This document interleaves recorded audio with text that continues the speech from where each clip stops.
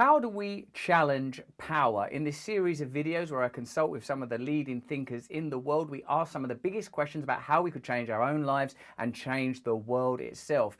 In these conversations from my podcast, Under the Skin with Luminary, link in the description if you would like to subscribe, I talk to some brilliant people. First up is Brené Brown, talking about the power of nation and the inability of our national myths to solve the problems we're confronted with now.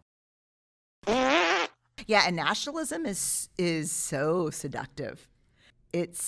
Nostalgia is a real thing. Like, people look back, and they look back to the way it never was. Actually, we romanticize the past. With a relatively young country like the United States of America, it's amazing, isn't it, to think that there was a point where it would have just been like settlers from Germany, Ireland, England, France, wherever, Spain, Portugal, all coming over and displacing the people that lived there, and of course the people that were brought there against their will as well. And somehow from this concoction, the idea of the United States of America is born, and it requires on simplification.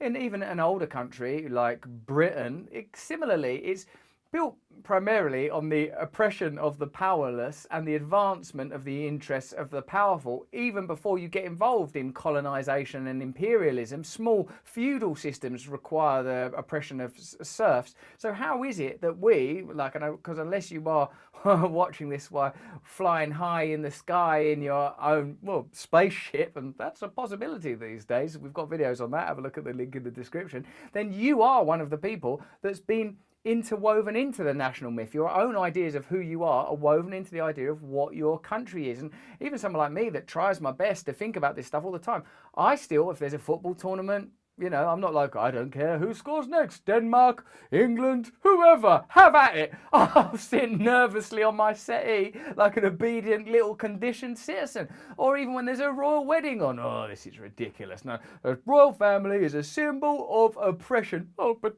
don't they look lovely though? God bless you, Mum. But yeah, like, fight and die for us, and there is no us anymore. But we really, like you and I both know, right? There are no national solutions for the problems we face as humanity, right? When we think about the environment, when we think about the refugee crisis, there's no national solution to these things, only global solutions. But I could see how that would scare people shitless, because their identity is so wrapped up in who they are and where they're from. And y'all have a much longer history of that than we do. Don't you dare. Don't you dare attacking. Oh God, it's happening again. See, there are things, of course, that are worthy of valor.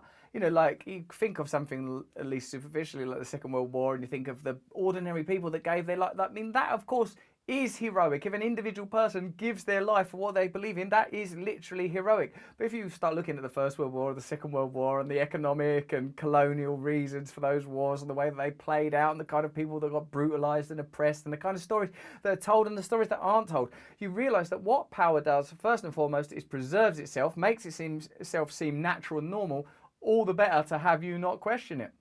As soon as you start thinking, can't I just start my own country with these lot and call it whatever? No, you bloody well can't. If you watch the brilliant Map Men video on nations, there are like countries within, like Australia, for example, from the First Nation people there that go, hey, UN, can we just have our own country? They go, no, you fucking well can't have your own country. Well, we were here first. It literally is our country in the purest sense. No, sorry, we're not having it. So there is something to be questioned. And if like this troubles you to consider these ideas, no, I love America, I love England, I love Italy, Australia, whatever, then of course I couldn't be more sympathetic. I really, really understand. But the fact is that belief is used against you. It doesn't advance like some kind of liberalist, progressive kind of communist Marxist agenda. Even though internationalism is, I recognise, a key tenet of socialism, it's about freeing yourself. Free yourself. Don't free yourself from the idea of affinity, love of the mother, love of the father, love of the ancestors. These are ideas that are much, much bigger and older than patriotism and nationalism, but don't come with the same kind of manipulative freight and ability to inveigle you. Graham Hancock is an intellectual that I've long adored. He's a bit radical, he's a little bit creative. Many of his ideas have been attacked, but he's been a great guest on Under the Skin. You can see him on Rogan a bunch too. He's fantastic. His stories of archaeology and history, his interpretations of the kind of meaning and origins of humanity, the kind of stories that are not told, lost cities, lost civilizations, things we're told, well, no, that's childish. Well, I remember when we were told that aliens was childish. I remember when we were told that the Wuhan coronavirus lab leaking viruses was childish. Well, all conspiracies are childish till they happen, baby. Let's have a listen to Graham Hancock. Let's open our minds to other possibilities about the past, just as we should also open our minds to other possibilities about the present. This schism that you're describing is not only in scientific disciplines, it's across society as a whole. People get locked into very rigid positions and they confuse their position with reality and with fact.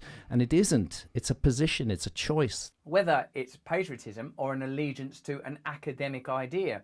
I remember when we did once a video on dark matter. Have a look at it, it's really good. One of the guys that came up with theories, or at least supported theories, around the way that dark matter was distributed prior to the recent discoveries was like, well, I'm a bit upset actually, because I spent my whole life proving that this wasn't true, and now it is true. I was completely wrong.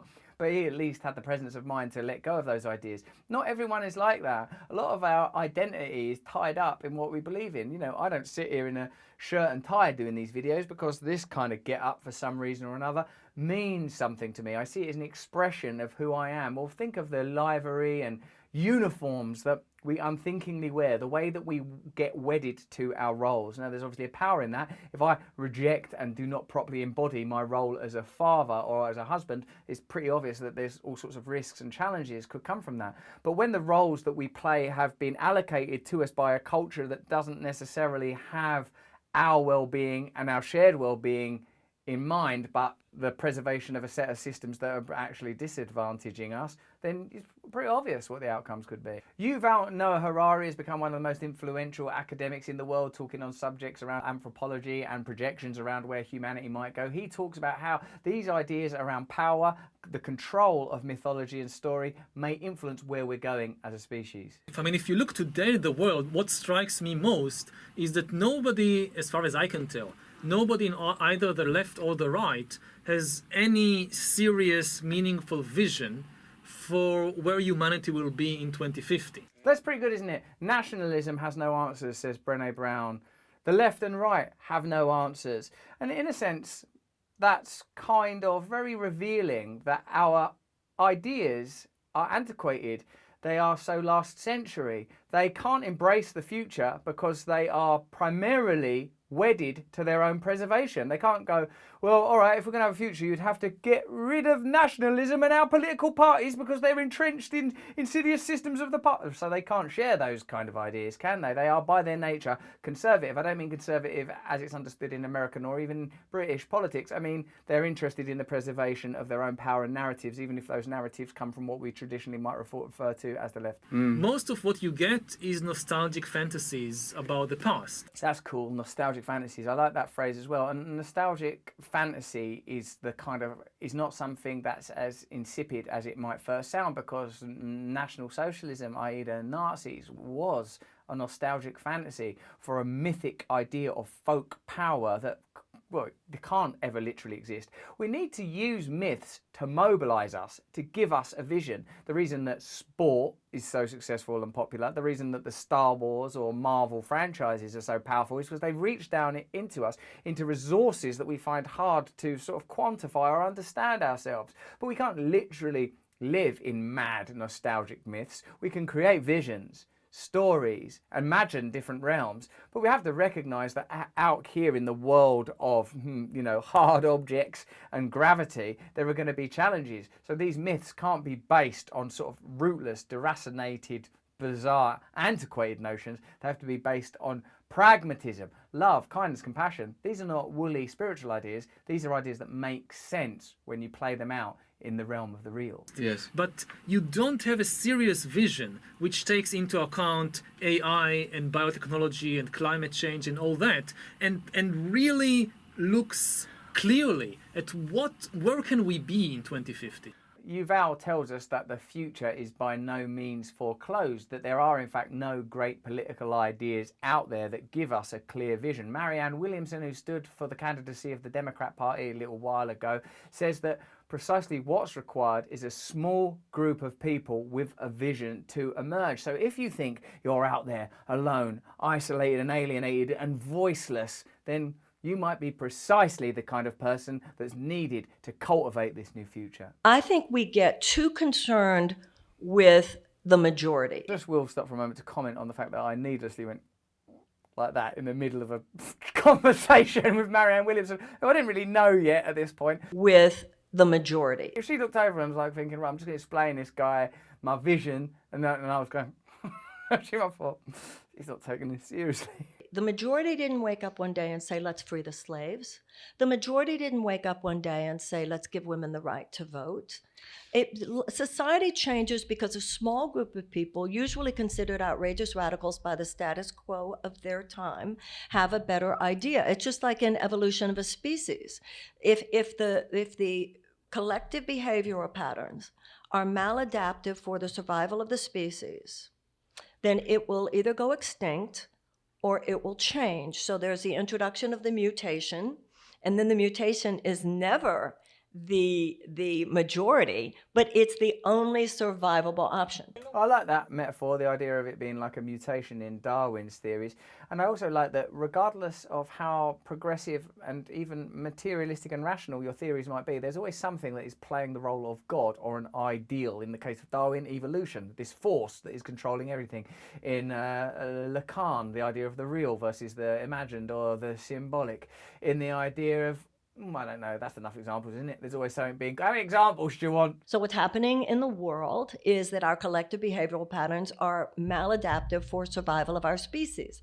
And all the great avatars and spiritual wisdoms, they are the mutation. They show another possibility. I like that idea of Christ or Buddha, Muhammad or whoever as a potential mutation in consciousness. We see the world of form as being paramount, and sometimes we see it even as being absolute. But the world of ideas, the world of consciousness, the invisible mystical terrain and realms that we sort of are by their nature inaccessible, so we can be kind of cynical and skeptical about, particularly in a materialistic culture such as ours, is the domain through which new solutions will arrive. And people that are attuned to sort of different frequencies, you often think you're just a nutter on a bus, but they might be the very person, the very group of people that come up with solutions. So what have we learned from watching these great thinkers on my podcast, Under the Skin, available on Luminary?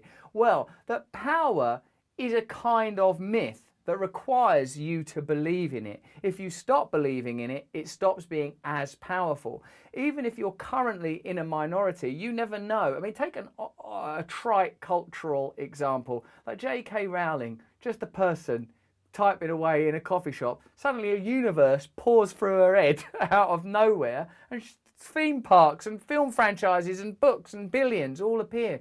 Well, that's in the realm of a culture that sort of paddocks innovation off into a commercial resolution, say. But there are all kinds of things that are potentially arriving through us at any point. Anyone that believes in the genius of Einstein or the genius of the Beatles knows that channels and portals are continually open, and that power could always be challenged by new and novel ideas. Stay open, stay awake, and don't be disheartened by the apparent indefatigability of our current systems, because new ideas can emerge at any time. Mutations might emerge at any moment.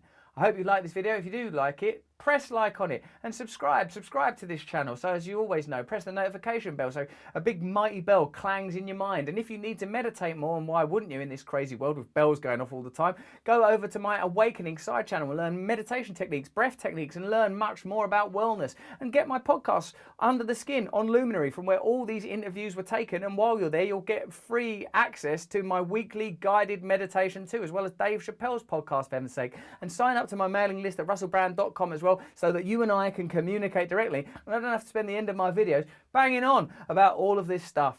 Thanks for watching.